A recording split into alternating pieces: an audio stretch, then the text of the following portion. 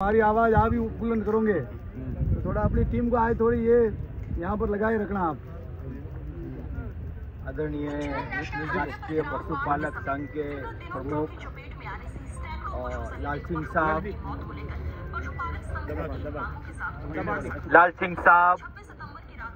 और सारे पधारे हुए पशुपालक परिवार,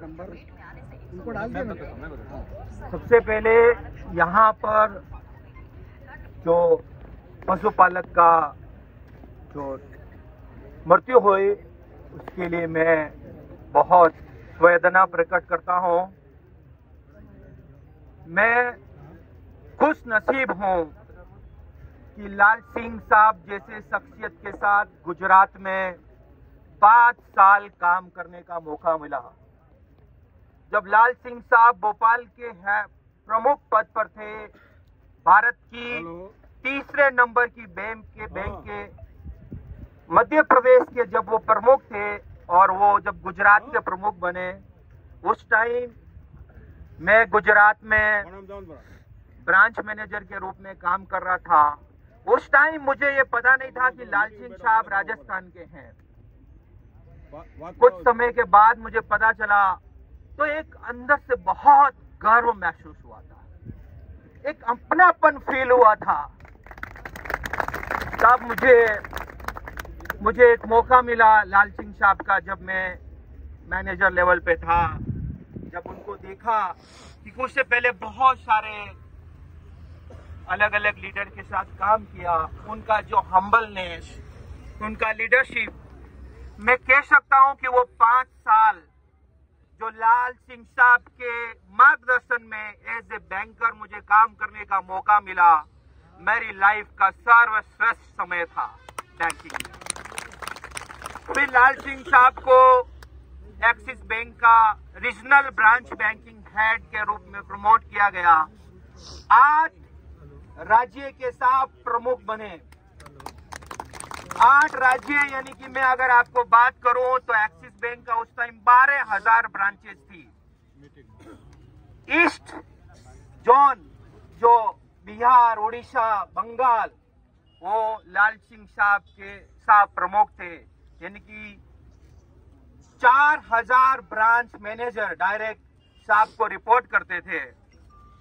4,000 ब्रांच में आप सोच सकते हैं, अगर एक ब्रांच में 20 अगर कर्मचारी है तो 15,000 कर्मचारी साहब को रिपोर्ट कर रहे थे। जब साहब 2023 में जब मैं गुजरात में था और मुझे पता चला कि साहब उस पद से रिजाइन दे दिया, तब अंदर से ऐसा हुआ कि साहब क्यों रिजाइन दिया।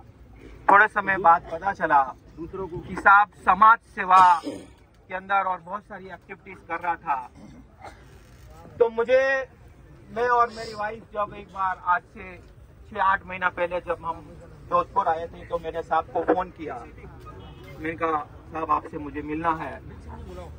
तो उस समय मैं और मेरी वाइफ और जब साहब ने ये सब चर्चा की, बहुत अंदर से साहब एक ही बोल रहे थे कि हमारा राजस्थान, हमारे पशुपालक बहुत पीछे है। मैं थोड़ी देर के लिए ऐसा हो गया कि साहब इतने, क्योंकि मैंने उनको हमेशा टाई और ब्लेजर में देखा है, जो एक राजाशाही जिंदगी जी रहा था।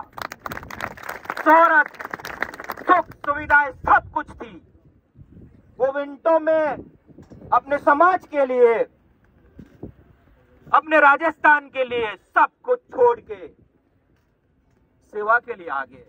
मैं कह सकता हूं मैं खुश नसीब हूं कि मुझे और साहब के साथ, और मैं आज यहां से कहना चाहूंगा कि मैं भी हर पशुपालक, क्योंकि मेरी बचपन मैंने पशुपालक का दुख दर्द बहुत नजदीक से देखा है।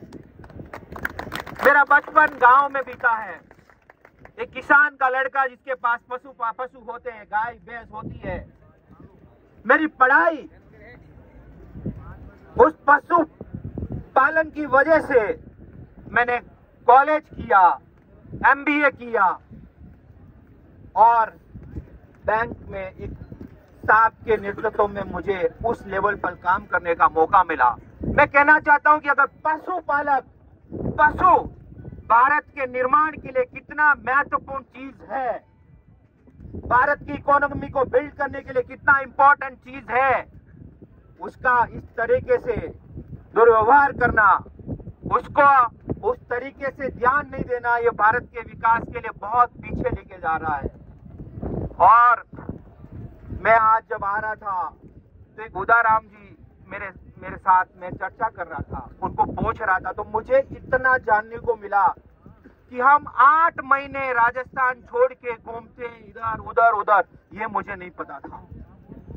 मेरे आंखों में आंसू आ गए थे। मैंने उनको पूछा कि आपके लड़के क्या कर रहे हैं? बोला एक लड़का पढ़ रहा है।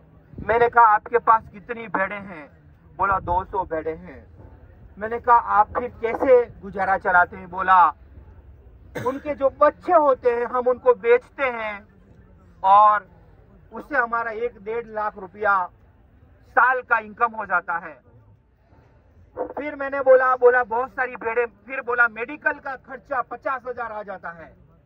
ये सब मैं देख के बहुत अंदर से बहुत तड़पन आ रही थी। कितना दर्द, कितना मेहनत कर रहे हैं हमारे पशु भाई। मैं आज आपको कह सकता हूं दावे के साथ, क्योंकि लाल सिंह सबके साथ 5 साल मैंने जो काम किया है, वो जो कहते हैं वो करते हैं। उनकी लीडरशिप राष्ट्रीय पशुपालक संघ एक बहुत अग्रणीय भूमिका निभाएगा राष्ट्र निर्माण के लिए। बहुत बहुत धन्यवाद।